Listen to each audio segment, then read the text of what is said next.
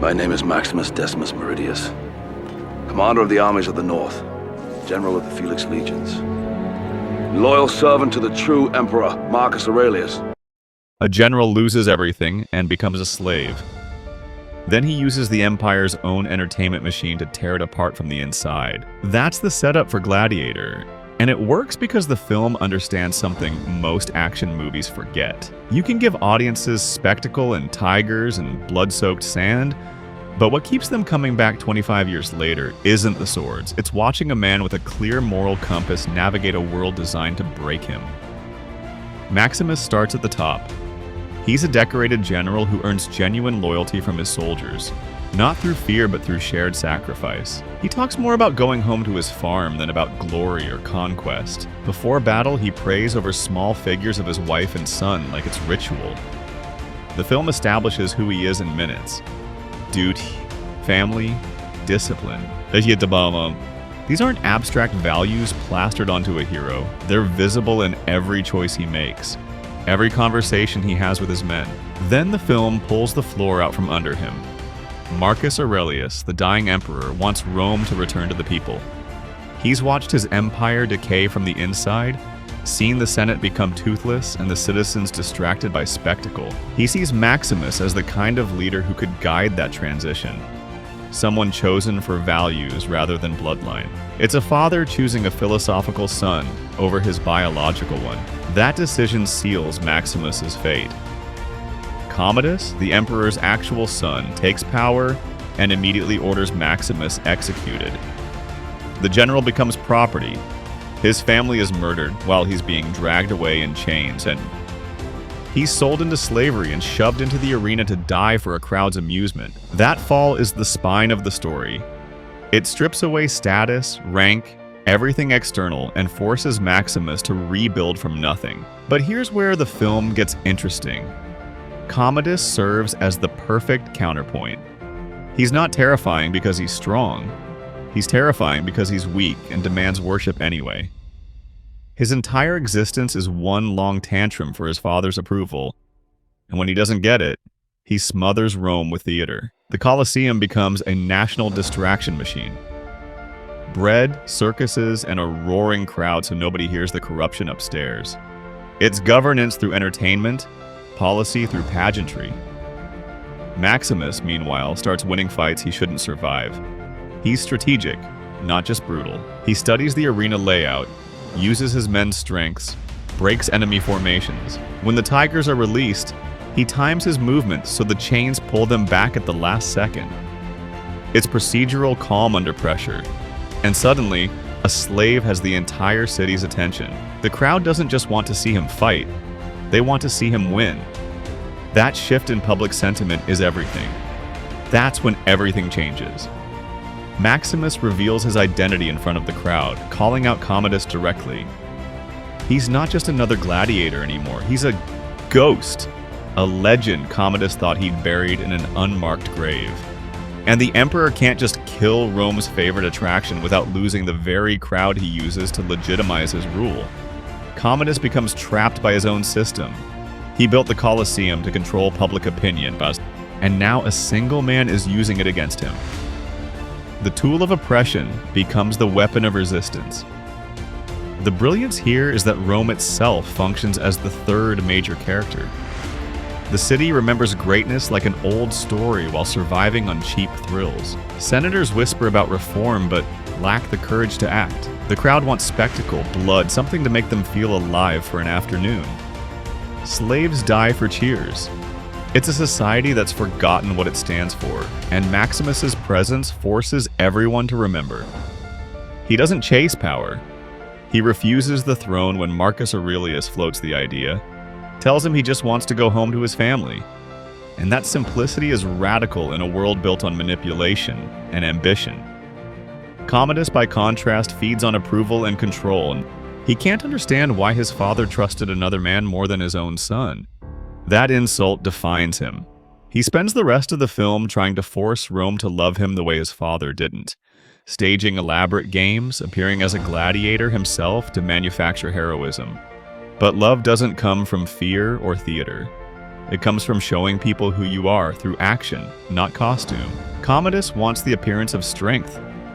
Maximus just has it, and that gap between them drives every confrontation. The film makes a clear statement about leadership and masculinity.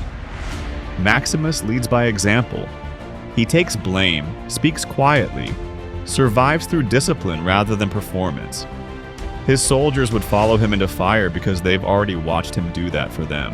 There's a scene early on where he walks among his troops before battle, not giving grand speeches, but checking on individual men, asking about their readiness. That's the difference between power you demand and power people give you freely. It's earned through 1,000 small moments of integrity. Ridley Scott builds all of this without calling attention to the craft. The colors are drained and smoky. Battles feel chaotic and desperate, not choreographed for beauty. You never forget there's a real body under every piece of armor. The score carries grief and momentum at the same time, that low thrum before a fight, and the voice floating over wheat fields. Hans Zimmer's music doesn't just accompany the action. It carries the emotional weight of a man trying to get home to a family that's already gone, Sab.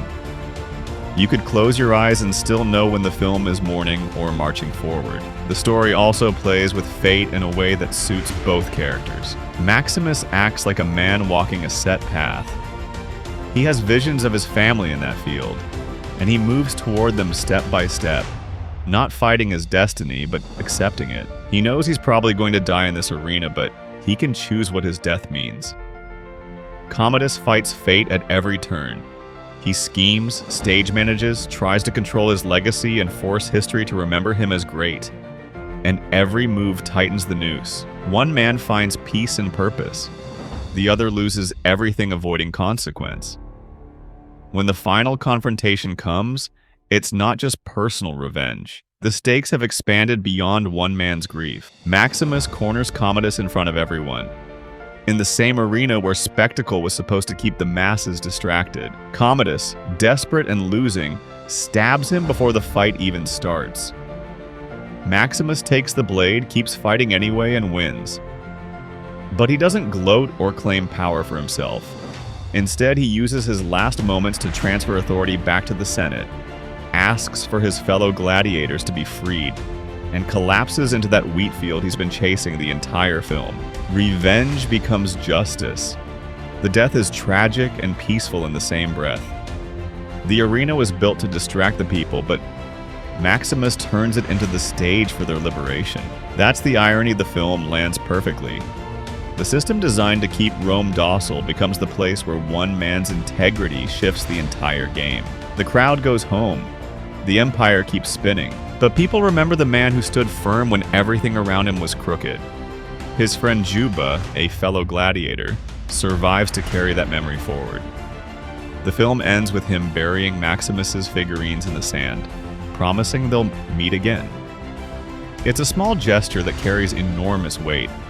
There's a practical intelligence to how all of this unfolds. Maximus doesn't win through superhuman strength or plot armor.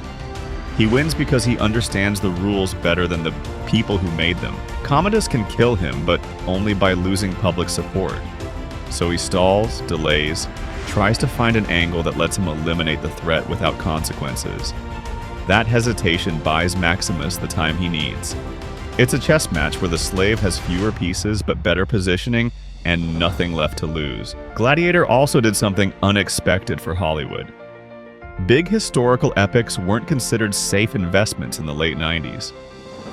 The genre felt stale, old-fashioned, unable to compete with modern action films or special effects spectacles. This film made them bankable again. You can trace a direct line from Gladiator to the wave of large-scale period dramas that followed in the early 2000s. Troy, Alexander, Kingdom of Heaven? The trick wasn't just spectacle or bigger budgets, it was clarity. People came for the battles and stayed for a clean story about a decent man walking through hell with purpose. Now, the movie does bend history freely. Maximus is an invention, a composite of various historical figures and archetypal warriors. Commodus didn't die in the arena this way. The real emperor was strangled in his bath. Rome's politics are simplified, the timeline compressed, certain events rearranged for dramatic impact. Ridley Scott isn't making a documentary. He's building a legend that feels emotionally true even when it's historically loose. The choices aim at capturing the spirit of an empire in decline and a man trying to hold one corner of it steady. Historical accuracy takes a backseat to thematic resonance, and that's part of why the story endures. What Gladiator understands, and what a lot of later epics missed, is that spectacle without substance creates noise that fades immediately. But substance can weaponize spectacle, turn entertainment into a vehicle for something larger. Maximus's defiance creates a moment where the better version of Rome can slip back in, at least temporarily. His legacy isn't a statue in a courtyard or his name carved in marble, it's the people who changed because of what he did. The friend he makes in the arena carries that forward. The senators find their courage, a slave and a general became brothers, and that bond outlasts the empire's decay. The film presents a specific philosophy about strength that feels increasingly relevant. It's not about dominance or performance or forcing others to acknowledge your power. It's about discipline, sacrifice, and loyalty you earn rather than demand. Maximus never needs the crowd's applause to follow his code. He does the right thing whether anyone's watching or not. Commodus needs Rome to love him.